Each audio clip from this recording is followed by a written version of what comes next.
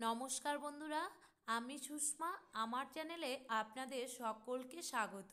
আজ আমি আপনাদের সঙ্গে শেয়ার করব চিড়ে আর গাজর দিয়ে নিরামিষ একটি মুখরোচক রেসিপি। এর জন্য এখানে আমি 200 গ্রাম চিড়ে নিয়েছি। এই চিড়েটাকে খুব ভালোভাবে ঝেড়ে শুকনো অবস্থায় ভালোভাবে বেছেও নিয়েছি। এই রেসিপিটা অবশ্যই শুকনো চিড়ে দিয়ে বানাতে হবে। এই চিড়েটাকে কোনো রকম কিন্তু ভেজানো যাবে না। এর জন্য আমি কড়ার মধ্যে সবার প্রথমে দিয়ে দিচ্ছি 3 চামচ ঘি। গ্যাসের আঁচকে লোতে রেখে নিতে হবে আর কড়াটা খুব ভালোভাবে গরম করে নিতে হবে। ঘি গলে যাওয়ার পর আমি এখানে দিয়ে দিচ্ছি 2টো শুকনো লঙ্কা আর দারচিনি আর ছোট এলাচ। এবার ঘিয়ের সঙ্গে এই শুকনো লঙ্কা দারচিনিটাকে খুব ভালোভাবে ভেজে নিতে হবে। একটু সময় নিয়ে ভাজতে হবে আর অবশ্যই কিন্তু গ্যাসের আঁচকে লোতে রেখে কাজটা করে নিতে হবে। তো এটা থেকে যখন খুব সুন্দর একটা গন্ধ বাইরে বেরিয়ে আসবে আর শুকনো লঙ্কার কালারটা যখন অটোমেটিক চেঞ্জ হয়ে যাবে, তখনই এখানে দিয়ে দিতে হবে সেই চিড়েটা। এবার ঘিয়ের সঙ্গে এই চিড়েটাকে খুব ভালোভাবে মিশিয়ে নিতে হবে। তো ঘিয়ের সঙ্গে চিড়েটাকে খুব ভালোভাবে মিশিয়ে নেওয়ার পর এবার চিড়েটাকে কড়ার গায়ে ছড়িয়ে ছড়িয়ে ভেজে নিতে হবে। একটু সময় নিয়ে চিড়েটাকে ভেজে নিতে হবে। দেখুন কড়ার গায়ে এইভাবে ছড়িয়ে দিয়েছি, মানে একটু পর পর আমাকে এই ব্যাচেলারের সাহায্যে নাড়িয়ে তারপর চিড়েটাকে ভেজে নিতে হবে।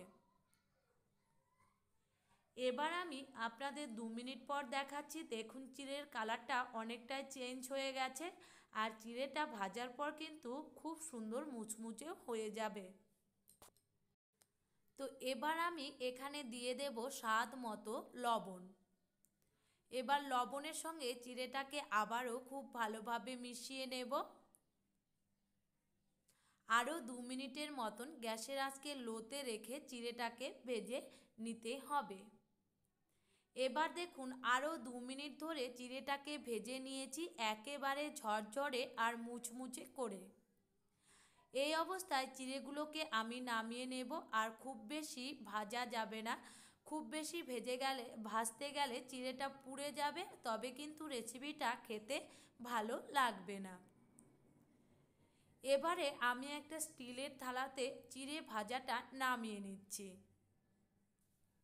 আবারও আমি কড়া খুব ভালোভাবে পরিষ্কার করে বেশ পরিমাণে দিয়ে দিলাম ঘি। ঘিটাকে এইভাবে নাড়িয়ে খুব ভালোভাবে গলিয়ে নিতে হবে।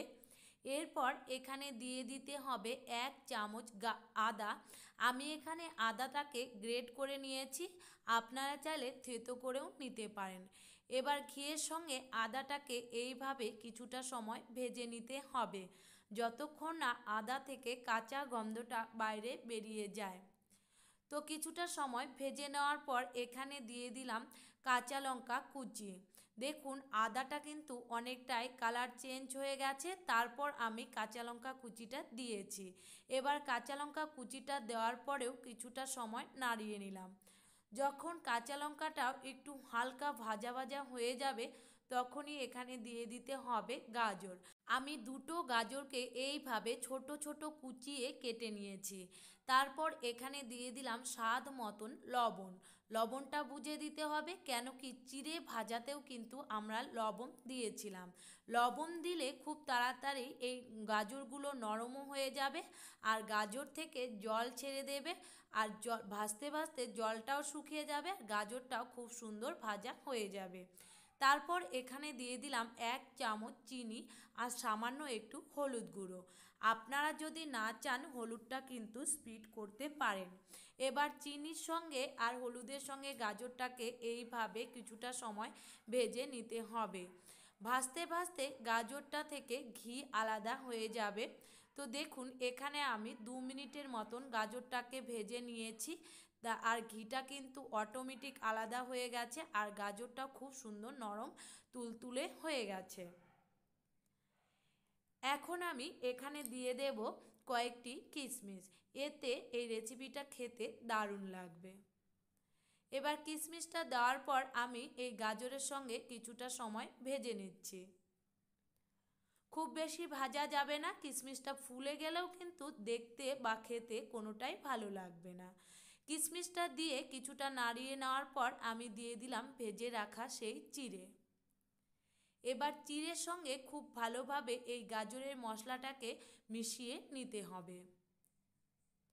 খুব ভালোভাবে মিশিয়ে নেওয়ার পর এবার কড়ার গায়ে ছড়িয়ে ছড়িয়ে, খুব বেশি ভাজা যাবে না, এই 1 থেকে 1.5 মিনিটের মতন ভেজে নিলেই কিন্তু রেডি হয়ে যাবে আজকের এই মুখরোচক চিড়ে গাজরের রেসিপিটি। এবার এটা মুখরোচক বানানোর জন্য এখানে দিয়ে দিচ্ছি আমি 1 চামচ চিনি। এটা ঝাল ঝাল মিষ্টি মিষ্টি খেতে খুব বেশি ভালো লাগবে। তারপর দিয়ে দিলাম একটা বড় চামচের 1 চামচ চাট মশলা। এবার এই মশলার সঙ্গে খুব ভালোভাবে মিশিয়ে নিলেই রেডি হয়ে যাবে আজকে চিড়ে গাজরের মুখরোচক নিরামিষ রেসিপি। বন্ধুরা, হাতে যদি খুব বেশি সময় না থাকে বা ঘরে সেরকম কোনো উপকরণও নেই, খুব সামান্য উপকরণ দিয়ে খুব কম সময়ের মধ্যে কিন্তু আপনারা এই চিড়ে গাজরের মুখরোচক রেসিপিটি বানিয়ে নিতে পারেন। যে কোনো নিরামিষের দিনে আপনার বাড়ির সকলেই খুব বেশি পছন্দ করবে। আর এইভাবে চিড়ে গাজরের এই মুখরোচক শুকনো ঝরঝরে মুচমুচে রেসিপিটি বানিয়ে আপনারা কোনো রকম জার বা এয়ার কন্ডিশনার বয়ামে রেখে এটা দীর্ঘদিন পর্যন্ত যখন খুশি তখন বের করে কিন্তু খেতেও পারবেন।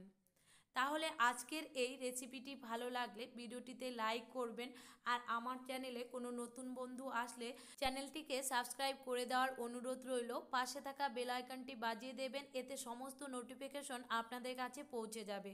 বেশি বেশি করে শেয়ার করে দেবেন। তাহলে বন্ধুরা, আজ আসি, দেখা হচ্ছে পরবর্তী কোনো রেসিপিতে। সবাই ভালো থাকবেন, সুস্থ থাকবেন, টাটা।